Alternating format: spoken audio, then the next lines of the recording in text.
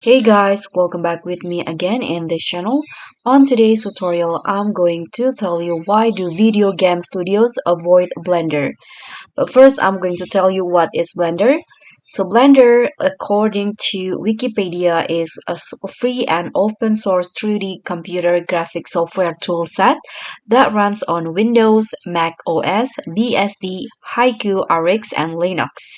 It is used for creating animated films, visual effects, art, 3D printed models, motion graphics, interactive 3D applications, virtual reality, and formerly video games.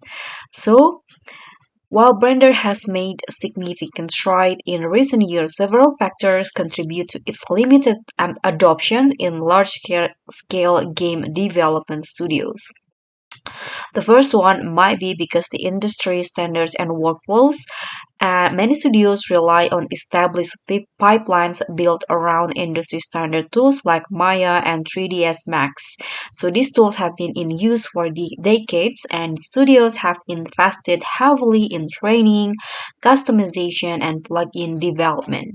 And Blender's interoperability with other industry tools can sometimes be less seamless, requiring additional steps and potential compatibility issues. The second one may be because the support and community. While Blender has a large and active community, it lacks the level of commercial support offered by the proprietary software like Maya and 3ds Max, and this can be crucial for large-scale projects with tight deadlines. And while there are abundant online resources and tutorials for Blender, the level of structure, training, and certification programs may not be as extensive as those offered by commercial software vendors. The third one may be because specific toolset requirements.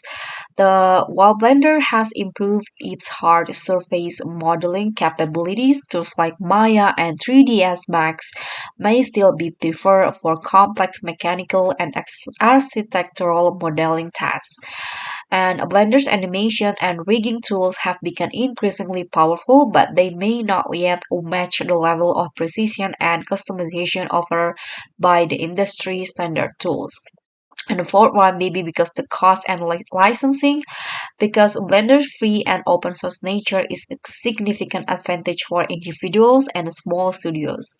However, for large scale production, the cost of licensing commercial software may be a less significant factor.